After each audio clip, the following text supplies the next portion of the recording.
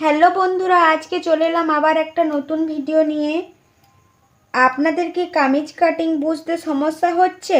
আজকে আমি একদম সহজভাবে গ্রাফ পেপারে দেখিয়ে দেব, একবার দেখলেই ক্লিয়ার হয়ে যাবে। প্রথমে আমরা মাপগুলো বুঝে নিই। লম্বা, বুক, কোমর, হিপ, এই মাপগুলো অনুযায়ী আমরা গ্রাফে মার্কিং করব। এখানে দেখুন, আমি একটা সোজা বক্স এঁকেছি। উপরের লাইনটা শোল্ডার, নিচে ফুল লেন্থ, পাশের দিকটা চেস্ট অনুযায়ী। এটাই আমাদের বেস। এখানে আমি গোল নেক কাটিং করেছি। সামনে একটু বেশি ডিপ, পেছনে কম। এখানে আর্ম হোলটা কার্ভ করে কাটতে হবে, বেশি টাইট না, বেশি ঢিলাও না। এই জায়গাটা ঠিক না হলে ফিটিং খারাপ হবে। এখানে দেখুন, এখানে শোল্ডার আছে। শোল্ডার আমি এখানে 7.5 নিয়েছি, ঠিক আছে। আর এখানে লম্বাটা আমি 38 সাইজ নিয়েছি, কারণ এখানে এ আর ডি লিখেছি। এখানে এ আর ডি লম্বা সমান 35 প্লাস 3 সমান 38। আমি এখান থেকে এ আর ডি নিয়ে নিয়েছি 38, ঠিক আছে। তারপরে এখানে মোড়ার কাপড় 3 ইঞ্চি, ডি আর ই।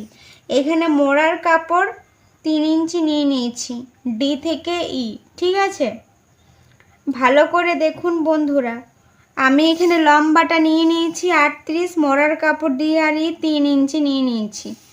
তারপরে এ সি বডি ঝুল, বডি ঝুল এখান থেকে এ থেকে সি, এটা হচ্ছে 14 ইঞ্চি। 14 ইঞ্চি আমি এখানে নিয়েছি এ আর সি বডি ঝুলটা। তারপরে মহড়ার কাপড় নিয়েছি এ থেকে বি, এটা হচ্ছে মহড়ার কাপড়। মহড়ার কাপড় হচ্ছে 6.5, আমি এখান থেকে এ আর বি 6.5 নিয়ে নিয়েছি। তারপরে বি আর এইচ হচ্ছে ছাতি। ছাতিটা হচ্ছে এখানে 7.5 প্লাস 2 মানে 9.5 ইঞ্চি।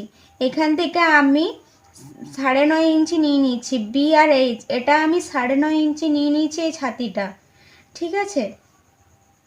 তারপরে সি আর আই কোমর 7 প্লাস 2 মানে 9। সি আর আই আমি এখান থেকে নিয়ে নিয়েছি 9 ইঞ্চি। এখানে 9.5 হলে এখানে হাফ ইঞ্চি কম হয়, এখানে আমি 9 ইঞ্চি নিয়ে নিয়েছি সি আর আই। তারপরে এখানে ই আর কে 7.5 প্লাস 5 মানে 12.5।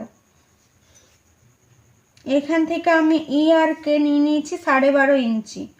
এখানে এটা ঘের কাপড়টা, যে নিচের যে ঘেরটা হবে সেটা ই আর কে আমি 12.5 ইঞ্চি নিয়ে নিয়েছি। তারপরে এ আর এম গলা, পেছনের গলা আমি 2 ইঞ্চি নিয়ে নিয়েছি। এইখানে আমি 3 ইঞ্চি নিয়েছি এটা উপরেরটা, আর এখানে আমি 2 ইঞ্চি নিয়েছি পেছনের গলা। আর সামনের গলা এ আর ও হচ্ছে 3 ইঞ্চি, সামনের গলাটা আমি 3 ইঞ্চি নিয়ে নিয়েছি। আর এখান থেকে প্রথমেই বললাম এ আর এফ এটা 7.5, এটা পুটের মাপটা নিয়ে নিয়েছি এটা। তো আমাদের এই ছিল কামিজের ভিডিওটা। মনে রাখবেন, কাটার আগে সব মাপ আবার চেক করুন। সিম অ্যালাউন্স দিতে ভুলবেন না। প্রথমে কাগজে প্র্যাকটিস করুন, ডাইরেক্ট কাপড়ে কাটতে যাবেন না। প্রথমে কাগজে কাটলে প্র্যাকটিসটা ভালোভাবে হয়। আর কাগজে ভুল হলেও কোনো ক্ষতি নেই, কিন্তু কাপড় নষ্ট হলে ক্ষতি হবে। কাপড়ে ফার্স্টে কাটবেন না, প্রথমে কাগজে কেটে নেবেন, ভালো করে গ্রাফ দেখে তারপর কাটবেন, বারবার মাপ চেক করবেন, তারপর কাটবেন। এইভাবে খুব সহজেই আপনি কামিজ কাটিং করতে পারবেন। কামিজ কাটিং শিখতে চান, এইভাবে করুন। আগে বক্স তৈরি করুন, তারপরে নেক ডিজাইন তৈরি করুন, তারপরে আর্ম রোল কাপ করুন, তারপরে সাইডে শেপ দিন। এইভাবে যদি কামিজ কাটিং করা হয় তাহলে আপনি খুব সহজেই পারবেন। এবারে আমি হাতার গ্রাফটা দেখাচ্ছি। এটা হচ্ছে হাতার গ্রাফ। হাতাটা যার যেমন লম্বা সেরকম অনুযায়ী মাপ নিতে হবে। তো আমি এখানে একটা সাধারণ মাপ নিয়ে নিয়েছি। আমি এখান থেকে এ আর সি নিয়ে নিয়েছি 10.5, ঠিক আছে। তারপরে এফ আর সি আমি নিয়েছি 1.5 ইঞ্চি এখানে এক্সট্রা নিয়েছি, কারণ এখানে কাপড়টা মোড়া হবে, সেই অনুযায়ী আমি 1.5 ইঞ্চি এক্সট্রা নিয়েছি। আপনারা চাইলে নিতে পারেন, কারণ কাপড়ের একটু জায়গা রাখা উচিত সেলাইয়ের জন্য, ঠিক আছে। তারপরে এখানে এ আর ডি নিয়েছি, এটা চওড়া। তারপরে এ আর ডি নেওয়ার পর এখানে 8 ইঞ্চি আমি নিয়েছি এ আর ডি নিয়ে। তারপরে ডি আর ই এটা আমি 4 ইঞ্চি নিয়েছি। তারপরে আমি হাতার শেপটা দিয়েছি এখানে, আর এখান থেকে যে সি আর জি নিয়েছি এটা আমি 5.5 নিয়েছি। আর এখানে যার যত হবে 5.5টা সে তত তার তেমনি মাপ অনুযায়ী নেবেন, ঠিক আছে। তো আমি এইভাবে মাপটা করেছি, আরেকবার দেখিয়ে দিচ্ছি। দেখুন এখান থেকে এ আর সি আমি নিয়েছি 10.5, আর এফ আর সি এখান থেকে নিয়েছি, এটা আমি 1.5 ইঞ্চি এক্সট্রা কাপড় রেখেছি।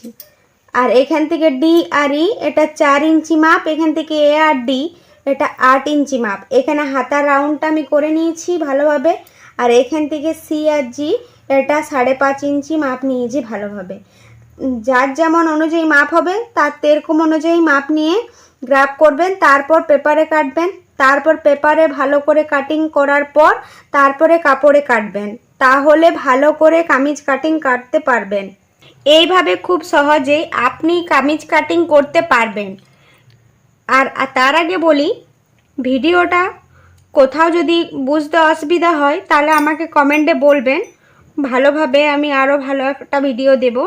ভিডিওটা ভালো লাগলে লাইক করবেন আর শেয়ার করতে ভুলবেন না। যারা নতুন শিখছেন তাদের খুব কাজে লাগবে ভিডিওটা।